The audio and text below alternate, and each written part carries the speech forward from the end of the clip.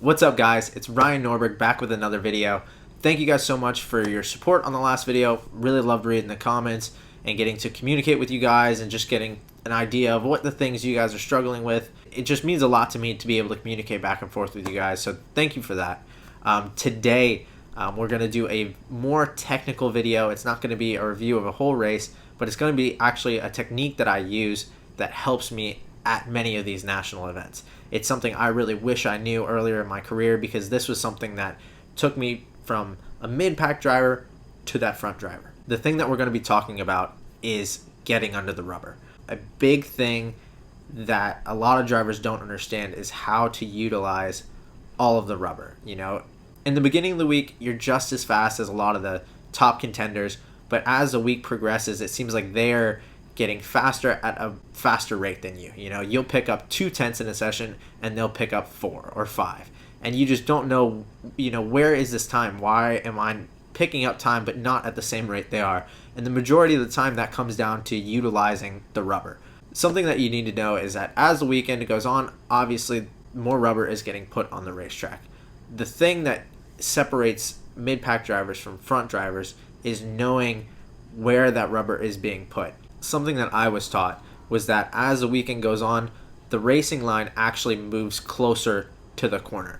I'll actually show you guys a video, and then I'll bring in a whiteboard to show you exactly what I'm talking about, just so you guys have a better understanding of the idea that I'm trying to get across. But something to know is that as the weekend goes on, the rubber is moving tighter to the corner and the line is moving down. So the line you have at the beginning of the week is not going to be the line you have at the end of the week.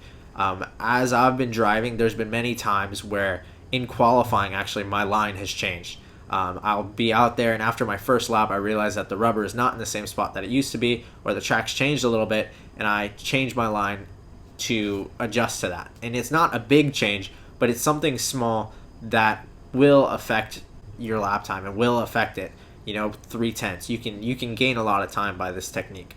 So I'm actually going to show you a video of me driving around Newcastle Motorsports Park first. I feel like this track is a really good example of what it means to get under the rubber, because in the beginning of the week, the line is not the same as it is at the end of the week. I'm not going to show you a whole lap, but I'll show you a few corners just so you guys get an idea of where to be on the track and how the kart is positioned entering the corner. So this is the back hairpin of Newcastle Motorsports Park. As we enter the corner, I'll pause it right where I turn in. You can see that I'm turned in really early at this corner. Like if you look at my steering wheel, I'm pointed to the field way out in the back there. This is something that you need to understand about getting underneath the rubber. Is when I say the line is coming down, it means your turn-in points are going to be a lot tighter than they were. You're going to be entering at a much narrower angle as you get into the corner. So as we get into the corner, you can see at the apex, I'm still apexing at a normal spot. Even though I'm turning in much earlier than normal, I'm getting to my apex at the same spot. I'm not apexing any earlier than I would normally be. This is a big step in this whole process. When I'm explaining that you need to get under the rubber and turn in a bit earlier, I'm not saying that you need to apex sooner. All of the time, your apex are going to be the same. The only thing that's going to be changing is the radius that you enter the corner and how much input you give initially. So you can see I turned in a little bit earlier, and then as I got to the center of the corner, I gave it a little bit more input, still apexing at the same spot, getting under the rubber, accelerating off the corner, and still getting a good run off the corner. You can see for the next corner, this kind of downhill sloping left, my kart, if I were to just keep at the same angle, I'm going to go straight over the curb. If you look at it, I'm pointed right down track, straight over the curb. If you looked at it from here, it would seem that I've turned in too early. But as we get close to the corner, you can see I apex the backside of the curb, get a nice straight run off the corner into the next one. Again, kind of an earlier turn in, getting under the rubber, apexing at the same spot. Now entering this hairpin, you can't really see really well because of the way the camera is mounted, but again, kind of angled the kart in a little bit, got to the apex, powered out. Same apex. I'm not changing where I'm apexing. I'm just getting the cart positioned under the rubber a little bit initially, and then apexing at the same spot and getting out. Now, the best corner that shows this is the interstate corner, the last corner of this lap. I'll pause again at turn in, and you can see in the brakes here, actually, I'm positioning the cart into the corner. This corner is a pretty good example because you really have to get underneath the rubber and make sure you roll a lot of speed through the center of the corner. If you turn in too late in this corner, the cart will just understeer or it'll slide, and you'll ruin all your momentum going down the other end of the straightaway. But as you can see in the brakes, I'm already kind of angling the cart at the apex before I've even turned. I start to turn. Again, if you look at where I'm turning in, it looks like I'm going to apex this corner super early. It looks like I'm going to drive over the grass, how early I'm turning in. But again, I'm not going to apex any sooner than I normally would. As I get into the center of the corner, you see apexing the backside of the corner and then accelerating off the corner. This is something that's just really important to learn. You need to be able to get underneath the rubber on entry into the corner, turn a little bit as you make it into the center of the corner, turn some more, get the cart rotated and back out. So now I'll go to the whiteboard and I'll just actually draw it out. It'll be a little bit better visually so you can kind of understand exactly what's going on. Obviously this is at a very fast pace. It's kind of hard to exactly see how I'm driving this corner. But yeah, I'll go to the whiteboard and you guys can see from there. So excuse my poor drawing skills, but this is my rendition of the last corner at Newcastle Motorsports Park. Basically, I'm going to kind of give you an example of the line of what it's like when there's a lot of rubber on the track versus what it's like when there's not so much rubber on the track, and the differences in how you enter the corner and how you really utilize the grip. So first of all, for this corner, you got to identify the apex. So the apex for this corner is going to be, in this area here. So we're going to mark that with an X, but this is about where we're going to apex, regardless if the track has a lot of rubber or not that much at all. So when the track doesn't have that much rubber, normally the line is going to be similar to this. It's going to go all the way up here. You're going to kind of get the majority of the rotation done in this area here.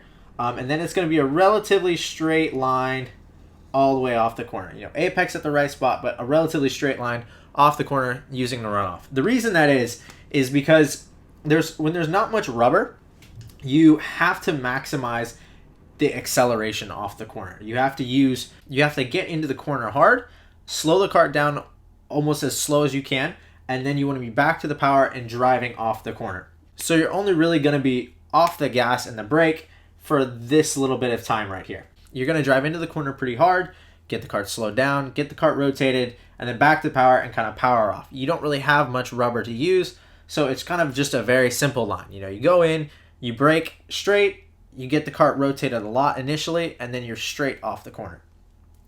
The difference between when you drive that versus when you drive in rubber is how you enter the corner. So this green represents the rubber here. When you enter the corner, you really want to use this rubber as almost a rut. How they have in dirt bikes. They go in and they put the outside of the tire up against that rut, and then they use that to kind of go through the center of the corner and then power off the corner.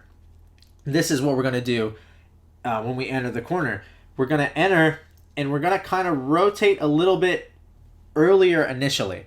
And we're just going to be braking into this corner and using the rubber and getting the cart underneath the rubber as we get towards the center of the corner. The majority of the rotation is going to take place around here. So you can see the big difference in the line already. I'm turning in a bit earlier, but my apex, is still going to be the same. But I'm utilizing all of the rubber entering into this corner.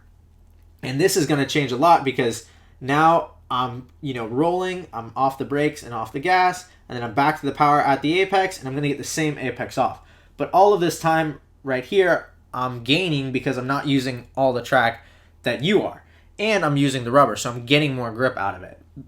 This is a big difference that you'll see in a lot of the national drivers is, as the race weekend goes on, their line is going to go from here to here to here, and then eventually down all the way underneath the rubber. As the track is getting better, it's going to change a lot.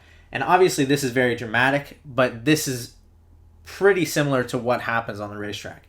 So again, the reason it's tighter like this is you want to get underneath, use that rubber like a rut as you would in dirt bikes. You want to use it, put your cart up against it, get the sidewall of the tire to dig into the track, and then use that to roll the speed through the center of the corner. And this is going to change your lap time quite a bit. This is what's going to separate you from a mid-pack driver to a top driver. The cart is on top of it is going to handle better. When you start turning in late like this, you know, in your mind you think you're going to be getting, you know, more grip off the corner because the cart's straighter, but in reality you're going to lose a lot of grip up here because you're turning in on top of the marbles. You're not really keeping the cart underneath you. You're not going to have any grip. You're on top of the rubber. What this does is getting you underneath the rubber. It puts the sidewall up against the grippy spot of the track, and then you use that to roll the speed through the center of the corner. This is a big thing that will change your race and will help you throughout the race weekend.